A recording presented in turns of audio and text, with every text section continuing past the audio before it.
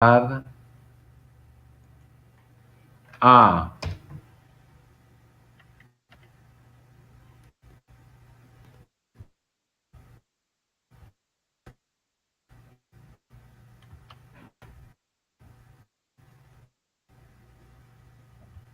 okay. So mGluR1 and mGluR5, the group 2 mGluR3 and group 3 mGluR4, 6, 7, 8.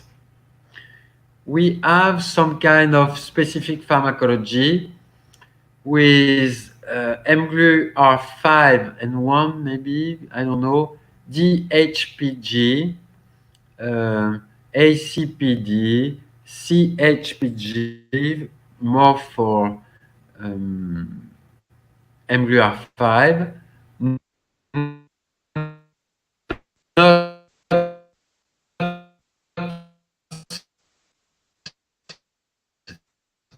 here. So, who also stimulate. We have some also, and we have some antagonists, and I know one of them at least because I use it. This is MPEP. We have also MTEP and some other compounds which are more selective for mGluR1 or mGluR5. So we have selective pharmacology.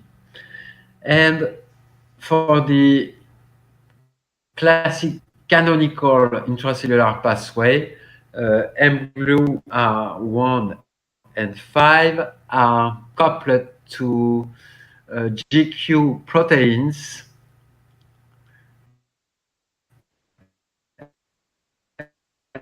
and phospholipase C, etc. So you have in phospholipase increase also of cyclic AMP or an increase in pKa activity.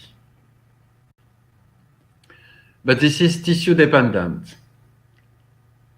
For the group 2, we have mGluR2 and 3 with specific agonist and antagonist, and it is classically associated to a decrease in cyclic AMP, so coupling with alpha E or J protein subunit. And the third group, this is also associated with decrease in CAMP or CGMP.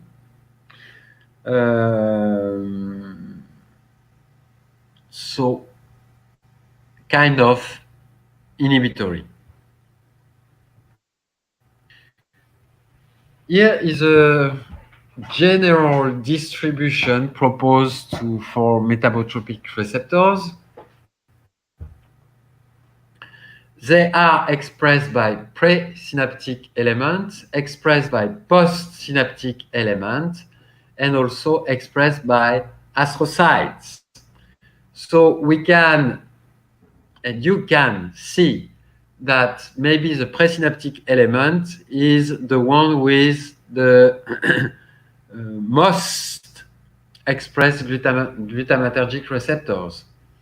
With mGluR3, 2, and mGluR2 and mGluR3 are considered as the true kind of autoreceptors. It has been described also GluR4, GluR8, 6, and 7. At the postsynaptic sites, you can have mGluR3 also, 1, 5, 2, and that's it, 5 also. And on astrocytes, mGluR5, 4, 3. So it depends on the tissue. Not all fibers, glutamatergic fibers, will express this, but it can be found depending on the neuron. The distribution of metabotropic glutamatergic receptors, here this is immunocyto or immunohistochemistry, with the distribution of R1, R5, 2, 3 combined. Maybe the antibody is not good, so and cannot discriminate between the two. And for 7 and 8, you don't have 6, but maybe again 6 is not does not have a good antibody. So it is quite clear. For instance, for group 1, it is completely different compared to mGluR5, except some overlap in the hippocampus. Otherwise, this is complementary. For group 2, we don't know, but you can see here the distribution, high expression in the cortex, the basal ganglia also, I mean the striatum, and cerebellum. mGluR4, quite expressed in cerebellum. mGluR7, not in the cerebellum, or very few. And mGluR8, more in the cerebellum, but also in the, I don't know, colliculus or habenula, something like that. So you see, for all of them, you have a distinct distribution. It has to be confirmed also, of course, but it looks like the distribution is completely different according to the subtypes. Now the effect. So you have synaptic effects. So this is a point 6 on the guidelines. And especially those synaptic effects are short-term potentiation or depression, long-term potentiation or depression. It involves NMDA receptors and goes toward to AMPA receptors. It involves also G protein cascades, including, for instance, some C-phos production and also delta phos B, and long-term potentiation that can be measured also with behavior. And I will show you fear conditioning. And you have some techniques that I won't go on this technique. STED, UPenn, STORM, because I don't know exactly them. So let's see those different paths. So the long-term potentiation or long-term depression, here you have an example or cartoon showing that after you have the basal situation. And I think this is a perforing path where, and you are recording in the Dandage gyrus. Yes. And you have the phenomenon of LTP or LTD. So from a basal situation, the phenomenon of LTP is associated with, of course, the release of glutamate, and maybe the concentration of glutamate can be similar, but the difference is at the postsynaptic sites where you can have more ionotropic inotropic, especially AMPA or NMDA receptors, and then more partners or distinct partners that will allow a stronger response of the presynaptic element. And this is the opposite in case of LTD. So you will have less ionotropic receptors and some receptors that are some protein that will inhibit the transduction inside the postsynaptic element, leading to, or here some translocation and recycling of the receptor, so it is not functional. So you will have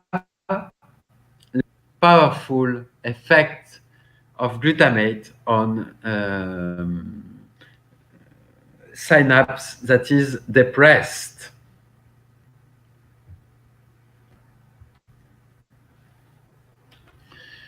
The transduction pathway are G protein cascade, and even if you have receptors or AMPA receptors which are not here, you have an entry of calcium which interact with distinct intracellular signaling pathways.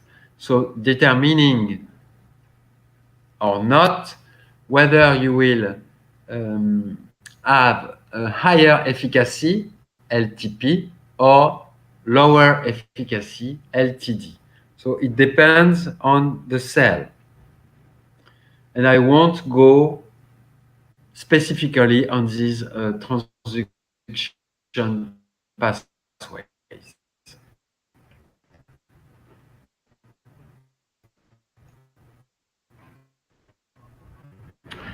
And you can the involvement of LTP, LTD. I'm aware this is LTP, LTD, and authors are sometimes jumping from the synaptic phenomenon to learning and behavior.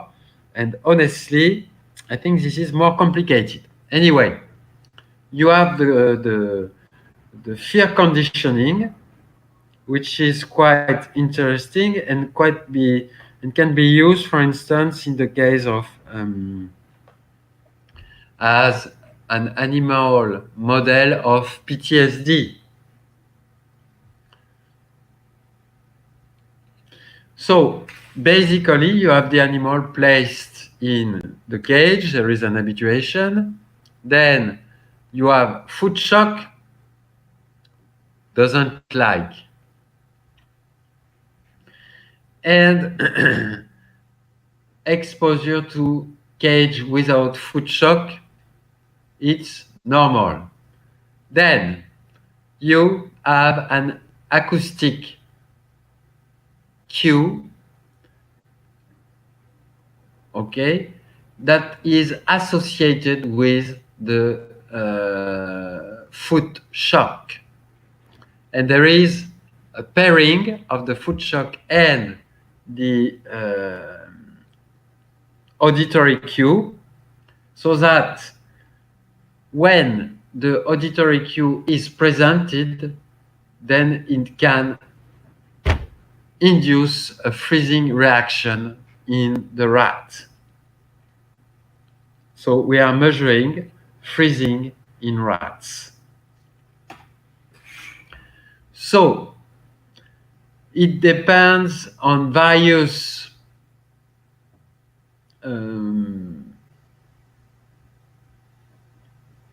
circuits, because it involves a sort of sensory memory, working memory, and maybe sometimes inflammation condition. So people like this test because this is quite easy to do, and it clearly involves some sort of learning or modification of circuits.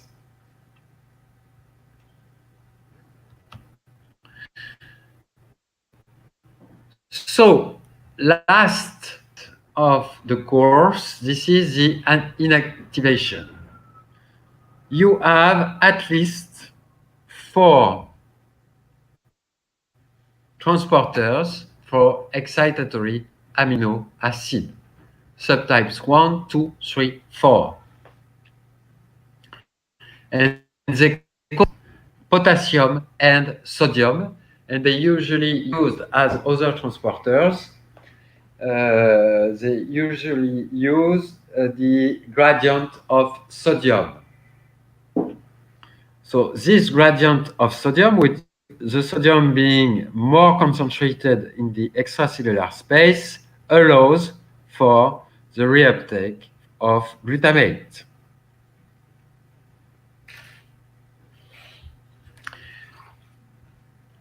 So glutamate is released, you have glutamate everywhere, and it is reuptake by those transporters.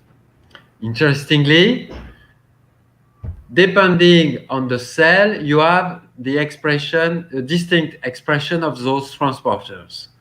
For instance, EEA3 and 4 are expressed by glutamatergic neurons. No, sorry, by the postsynaptic elements, by neurons. And you can find also glutamatergic, the EAAT3 expressed by glutamatergic cells, which will be similar for monoamines, which will express specifically one transporter at the presynaptic level. But other neurons can express EAAT3 and 4 subtypes. So they have some features which are different, but I don't know them like this, but we could check. Did I give a specific? I think I gave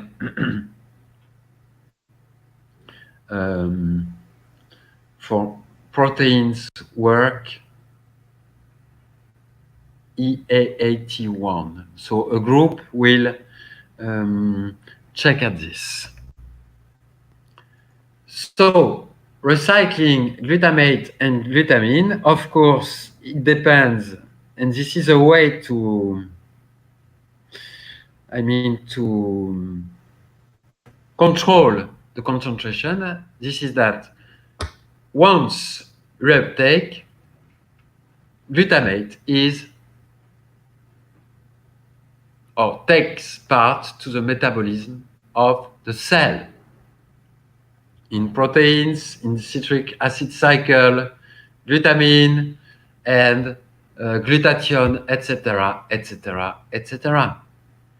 So this is also part of the inhibition. Now, shukran for your attention. But I would like to simply also recall something that was here.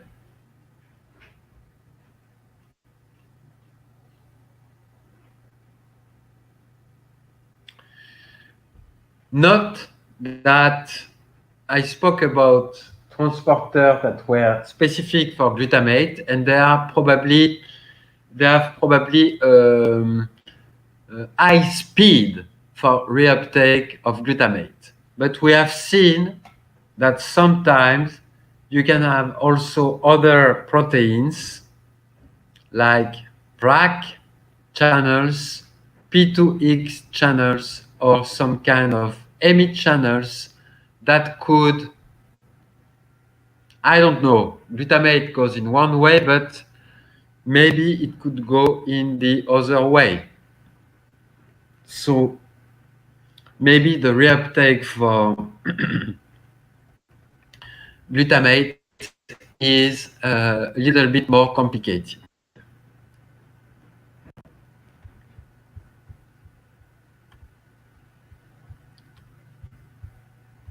1.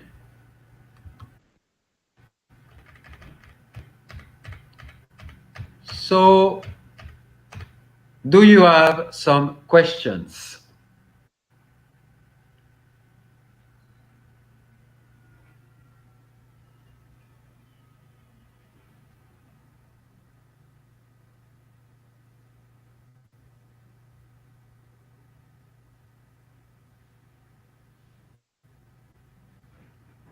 Do you have questions? Sir, Yes? sir, for the exercises that are in the first part of the course for molecular pharmacology, I just wanna clarify something. Does we have to work in groups for those exercises? Repeat, please. For the exercises that are exercise 1 and 2, sir. No, exercise 1 and 2, this is for you. I don't want you to send me the answers, but we can speak about this. But I don't want you, of course not, because I don't have time to correct for all of you. So this is for you. If you do it, Okay. you will be better in pharmacology. If you don't, you won't progress. Okay, sir, we will share.